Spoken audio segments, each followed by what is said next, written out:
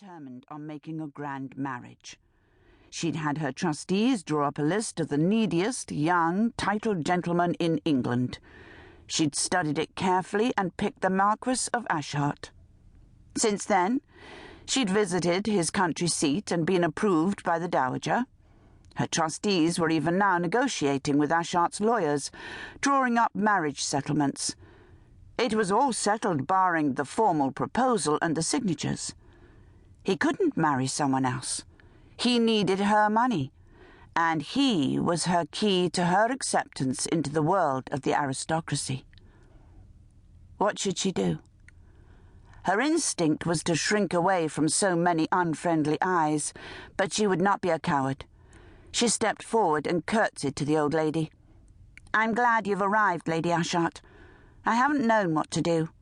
As you know, Ashart is already promised to me."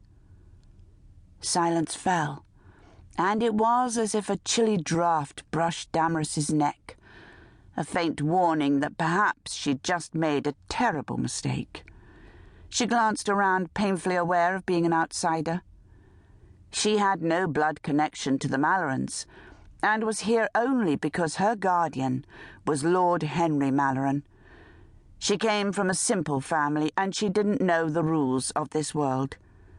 Had she broken an important one? Part of her wanted to run away and hide, but she wouldn't, could not. Let Genova Smith steal Ashart from under her nose? Beautiful blonde Miss Smith broke the tense silence. "You must be mistaken, Miss Myddleton." "Of course she is," Ash snapped. That brought hot, angry blood to Damaris's face and fire to her courage. "How could I be mistaken about that?" She swung to the Dowager. "Is it not true?" It seemed as if all the listeners held their breaths. Lady Ashart fixed cold eyes on her grandson. "Yes," she said, "it is."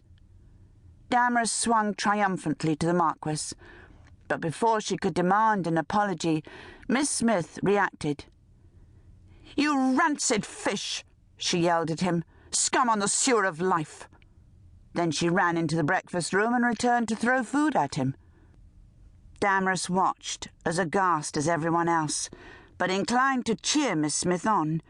She'd like to hurl some stewed fruit at the wretch herself.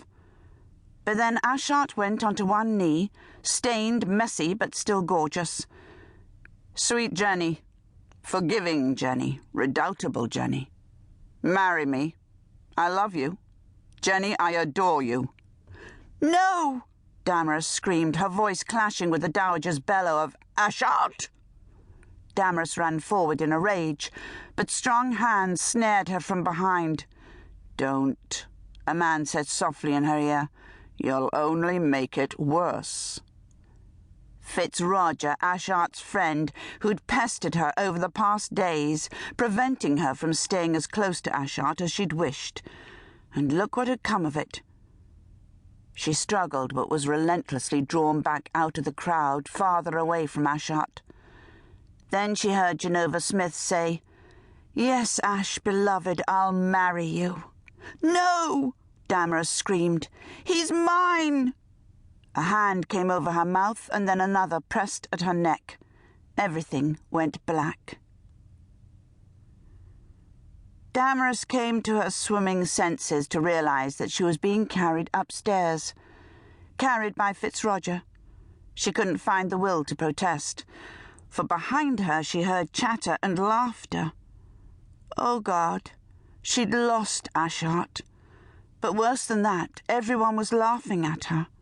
She'd mortified herself in front of the people she'd tried so hard to impress, among whom she'd hoped to belong. Now they were laughing at that silly Miss Myddleton, who thought her wealth could buy her a place among them. Miss Myddleton, daughter and heiress of a man who, after all, had been little better than a pirate. She was placed on her bed, and could hear her maid Maisie's anxious, questioning voice. She kept her eyes closed, as if that might change everything, make everything right.